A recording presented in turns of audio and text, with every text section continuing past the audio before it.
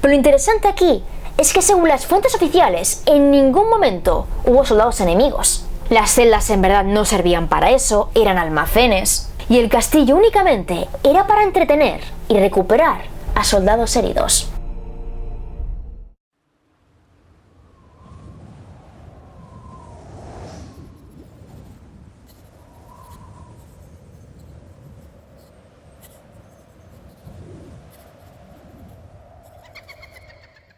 Muy buenas a todos y bienvenidos un día más a mi aterradora biblioteca. Por si no me conoces me presento, me llamo Fliss Fleischer y cada semana, si todo va bien, traigo a este canal los misterios más impactantes de la historia. En el día presente traigo por fin la historia de un lugar embrujado, concretamente el castillo Pythian, o Pythian, o... Mira, no sé pronunciarlo, yo lo intento, pero cada uno lo dice de una manera, así que yo ni idea, sorry. Dicen que en este lugar hay 100 muertes documentadas, tanto de niños como de soldados, pero los rumores indican que pudo morir más gente entre sus muros. Así que ya de entrada la historia se las trae. Pero antes de empezar, un pequeño spoiler. La sorpresa que tengo preparada la podéis encontrar aquí, en esta tarjetita que aparecerá aquí arriba en pantalla. Y si estás en el móvil, pues no te va a salir seguramente. La tendrás en la descripción o en el comentario fijado. Tú vete para allá, encontrarás un enlace, le clicas y te vas para la sorpresa. Que aún la sorpresa no está lista del todo, pero ya tienes un adelanto, ¿vale? Vete para allá y échale un ojo. Y ahora sí que sí, no me enrollo más, y os interesa el caso de hoy, ya sabéis. Apagad todas las luces, cerrad todas las puertas y poneos cómodos, porque aquí empiezan vuestras nuevas pesadillas. Y bueno, y así más, ¡empezamos!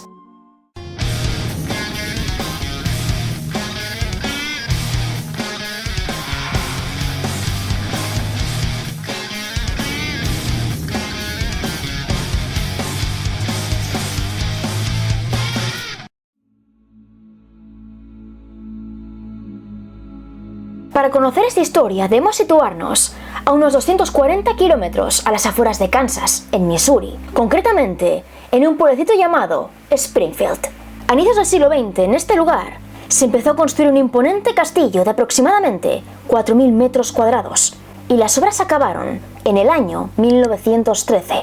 El enclave originalmente fue construido para albergar la actividad de los caballeros Pythias, una sociedad secreta fundada en Washington D.C. el 19 de febrero de 1864.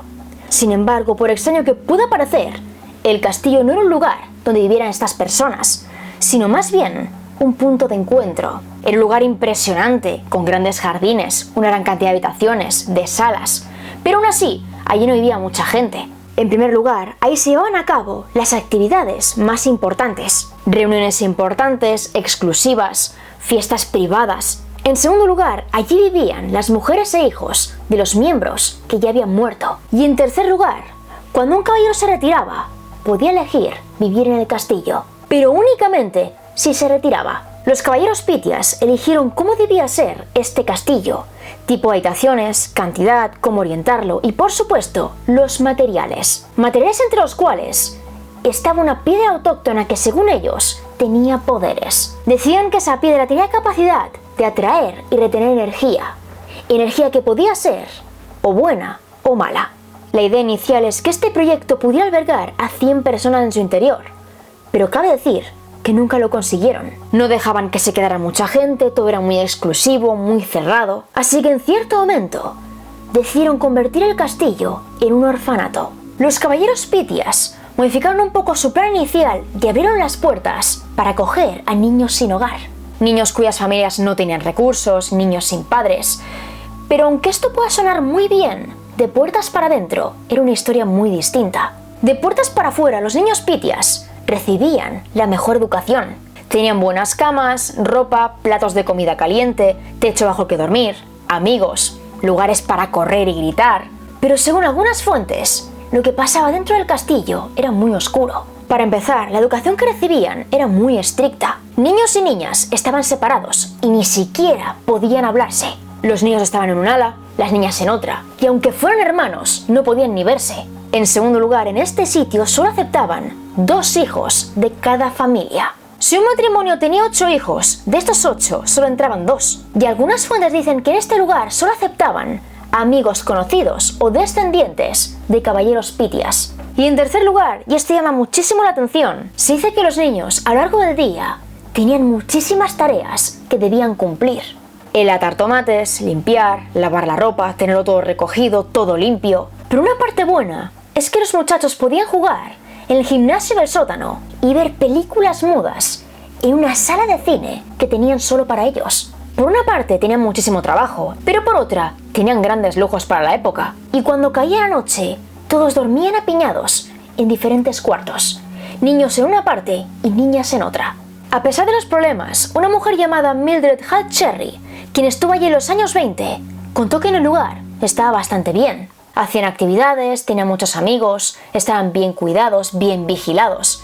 Y por las noches, todos los niños bajaban al porche y cantaban. Pero no hacían esto por amor a la música, sino porque uno de los caballeros les obligaba a hacerlo. Los organizaba, los hacía formar y después los hacía cantar canciones populares para que de este modo los vecinos los escucharan. Y cantábamos canciones antiguas, canciones populares de entonces.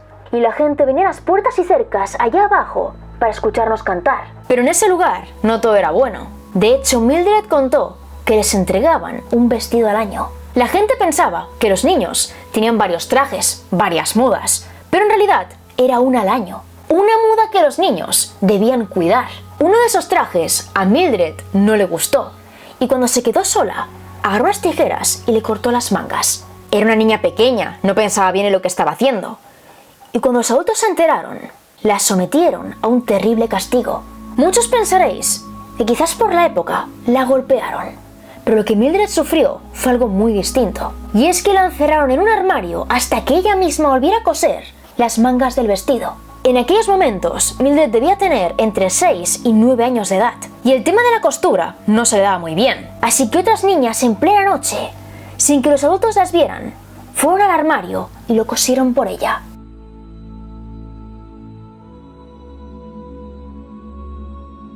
Pasados tan solo 26 años, desde que este castillo abrió sus puertas, las cerró sin dar ninguna explicación.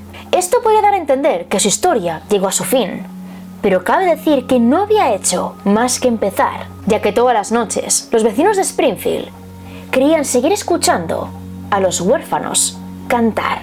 Todo aquel que pasaba delante del castillo, tanto de día como de noche, creía ver sombras en todas las ventanas. Sombras de niños, de adultos, escuchar risas, voces, cantos. La gente seguía pensando que el castillo estaba ocupado y rápidamente los rumores se extendieron como la pólvora. Durante años muchas personas se colaron en el castillo y todo aquel que lo hizo decía no sentirse seguro en su interior. Decían sentirse inseguros, observados, perseguidos, decían ver sombras e incluso algunos juraban y perjuraban haber visto fantasmas de niños. Hubo gran cantidad de testimonios que aseguraron ver niños de carne y hueso dentro del castillo. Los veían correr, saludarles, pero al pestañear, estos niños desaparecían. Cada día que pasaba había más historias así. Y en 1942, varios años después del inicio de la Segunda Guerra Mundial, las Fuerzas Armadas de Estados Unidos adquirieron este castillo. Aquí llega una parte un poco complicada de entender, y es que por un lado estaba el castillo y por otro un hospital muy cercano. Ambos lugares fueron para el ejército y los dos fueron conectados a través de un pasillo subterráneo. El hospital era principalmente para soldados heridos y el castillo era para recuperarlos y entretenerlos. Los soldados iban al hospital, eran intervenidos y después pasados por el túnel hasta el castillo. Allí tenían enfermeras, otros médicos, habitaciones y aparte de todo esto, tenían gran cantidad de ofertas de entretenimiento. Había una sala de cine, salón de baile, una bolera, una sala de billar, una biblioteca y una zona dedicada a las artes y las manualidades. Algunas estrellas de cine, comediantes y artistas de la época actuaron en el teatro que había en el castillo. Y lo mismo ocurrió en el salón de baile, donde actuaron grandes bandas. Pero lo interesante aquí es que las fuentes oficiales dicen que el castillo es lugar de reposo, pero otras dicen que la historia de este lugar era un poco más turbia. Y es que durante la Segunda Guerra Mundial en este lugar no solo se recuperaban soldados estadounidenses, sino también soldados alemanes, italianos y japoneses. Los alemanes de alto rango trataron muy mal a las enfermeras, gritaron a las enfermeras y les escupieron. Pero el soldado japonés, sin embargo, era bien considerado y trataba a todos con gran respeto. Por lo visto, en el sótano del castillo había celdas, y en una de ellas se encuentra un mural de estilo japonés. Según varios testigos, en esta celda estuvo el soldado japonés, y como se portaba tan bien, le dieron pinceles y pintura. Pero lo interesante aquí es que según las fuentes oficiales, en ningún momento hubo soldados enemigos. Las celdas en verdad no servían para eso, eran almacenes, y el castillo únicamente era para entretener y recuperar a soldados heridos.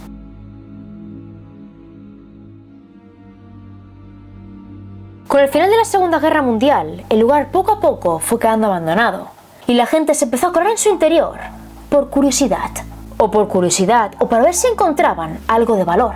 Fue así como de nuevo dieron comienzo los rumores y leyendas sobre el castillo. Todo aquel que se colaba en el sótano decía ver extraños orbes, especialmente en la zona de las celdas. Y algo muy interesante es que decían que algo o alguien golpeaba las tuberías. Esos golpes no parecían de ratas, parecían de una barra de hierro, pero mirasen donde mirasen, no veían a nadie. Pero una de las historias más siniestras se aconteció en los años 60. Una familia se mudó a la zona y uno de sus hijos juró haberse hecho amigo de los niños que vivían allí. Al principio los padres le dejaron hacer, le dejaban ir al jardín, jugar con esos niños, y después de unas horas el pequeño volvía a casa francamente contento. Venía con juguetes nuevos, con muchas historias, comentando lo que había hecho, pero en cierto momento los padres se extrañaron, porque aparentemente ese lugar parecía abandonado. Así que una de las veces que el niño se fue a jugar con los amigos, lo siguieron y descubrieron que en realidad el niño estaba jugando solo. Corría sin que nadie le persiguiera, se reía solo, conversaba con la nada. Y ahí decidieron que nunca más volviera al castillo.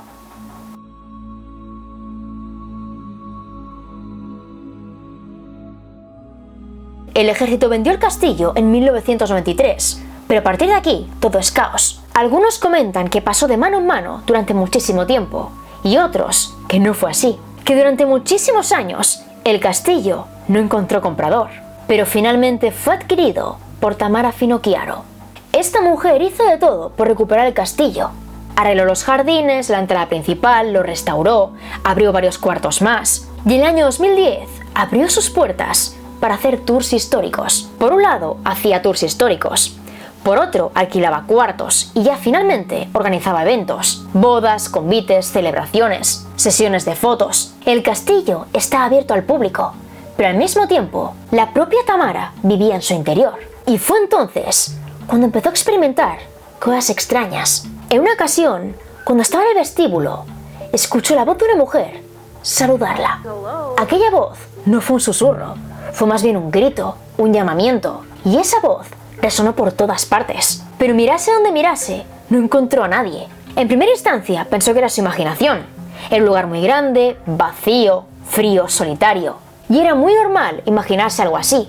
Pero con el paso del tiempo, las cosas extrañas fueron a más. La segunda experiencia que vivió allí ocurrió cuando se dirigía a los antiguos cuartos de los niños. Y es que mientras subía las grandes escaleras, vio al final de estas una masa oscura, una especie de niebla que flotaba en el aire. Y cuanto más se fijaba, aquella cosa más se desvanecía. Inmediatamente se lo contó a todos los empleados, a los jardineros, a los conserjes, se lo contó a todo el mundo. Y todos la tomaron por loca. Pero horas después, tocaba hacer un tour en aquel castillo. Y en el grupo de visitantes había dos obreros que años atrás restauraron partes del castillo. Se mostraron los cuartos, los jardines, la sala de baile, el comedor. Y después de todo aquello, los obreros se dirigieron a ella y le preguntaron si ya había conocido a los fantasmas del lugar. Mientras trabajaban allí, aquellos hombres vivieron cosas de lo más espeluznantes. Voces, sombras, presencias, desaparición de objetos. Y Tamara, al escuchar todo aquello, se quedó más tranquila. Viendo que las experiencias allí eran reales y cada vez más turistas veían cosas extrañas, Tamara instauró un tour de fantasmas. Tours que, por increíble que parezca, también resultaron ser un gran éxito. A lo largo de los años, aficionados y expertos en el mundo paranormal determinaron que en ese lugar había gran cantidad de entidades. Entidades residuales, entidades positivas, negativas. Pero entre todas ellas había dos que llamaban la atención por encima de todas. Dos espíritus que principalmente se encontraban en los túneles. El primero parece ser un soldado que supuestamente murió allí. Este espíritu parece que golpea las tuberías que hay en los sótanos y popularmente la gente le llama el señor Botas. Golpea tuberías, susurra, grita y de vez en cuando hace sonar sus botas en la oscuridad. Un equipo de noticias locales decidió grabar un pequeño especial en este castillo. Grabaron los jardines, las habitaciones, el comedor y después buscaron emociones fuertes. Querían llamar la atención hablando de fantasmas y entraron en los sótanos con un guía experto en el tema. Llegan allí, graban todo, le ponen un poco de tensión y el guía empieza a llamar la atención del señor Botas. Le pide al fantasma que se manifieste, pero este no hace nada. Se lo pide otra vez y este sigue sin hacer nada. Y en la tercera ocasión, el equipo apaga las cámaras. No creen en fantasmas, no creen que vaya a pasar nada, que escuche nada, pero con las cámaras apagadas y a punto de irse, escuchan el sonido de una campana al fondo del pasillo. Un pasillo en el que supuestamente no debería haber nadie. Y esto nos lleva hasta la entidad que todos temen. Una especie de sombra que también se esconde en dichos túneles. Algunos piensan que es un demonio, una entidad oscura, maligna. Y otros que fue un antiguo empleado del orfanato. Un hombre que castigaba a los niños con gran severidad. Pero sea como fuere, esta entidad hace cosas muy llamativas. La primera es que hace que los turistas se sientan muy incómodos, que sientan angustia, ansiedad, miedo, tristeza, ira, y en pocos minutos roba toda su energía. Y la segunda es que este ser supuestamente agrede físicamente. Algunas personas dicen que dentro del túnel sienten que les quema una parte del cuerpo, un brazo, una pierna, la espalda, y cuando salen de allí descubren que en esa zona tienen o bien moratones o arañazos, y en el caso de que sean arañazos siempre son 3 líneas, cosa que según muchos da a entender que esa entidad es de tipo demoníaco. Durante los tours guiados, las impresiones son muy distintas. En la parte de arriba, cuarto, salón, comedor, en toda esa zona no sienten miedo, se sienten observados, pueden ver sombras, escuchar susurros, pero cuando bajan al sótano, todo es distinto. Una de las experiencias que tuvieron lugar allí es que se dice que delante de un grupo se apareció una extraña sombra. Fue algo repentino, fugaz, pero dejó a todo un grupo en shock. Un grupo dividido en 2 visiones. Algunos dijeron que era una sombra sin forma, pero otros dijeron que era un hombre alto y delgado. Un hombre que desapareció en un simple parpadeo. Así que ahora es tu turno. ¿Tú qué opinas del caso? ¿Y crees que las experiencias aquí son reales o que son invenciones? Y bueno chicos, hasta aquí el vídeo de hoy. Espero corazón que os haya parecido tan siniestro como a mí y que sea así me dejéis un buen like y un comentario aquí abajito. Un comentario junto a por supuesto la respuesta a la pregunta del día, la cual es la siguiente. ¿Creéis que la historia de este lugar tiene sentido o que son más leyendas y rumores que otra cosa? Y la palabra secreta es castillo. Deja castillo aquí abajito y en cuanto lo vea, en cuanto pueda, te haré like. Y ahora sí que sí, voy despidiéndome. Aquí abajo tenéis todas las fuentes consultadas, enlace directo donde conseguir mis libros, entre ellos España Hechizada, que salió en 2021, y todas, pero todas mis redes, tengo Facebook, Twitter e Instagram y Twitch, que también tengo Twitch y directos de lunes a viernes, y por ahí te notifico los cambios, las novedades y multilechoradas más. Y ahora sí que sí, nos vemos en el próximo vídeo. ¡Chao!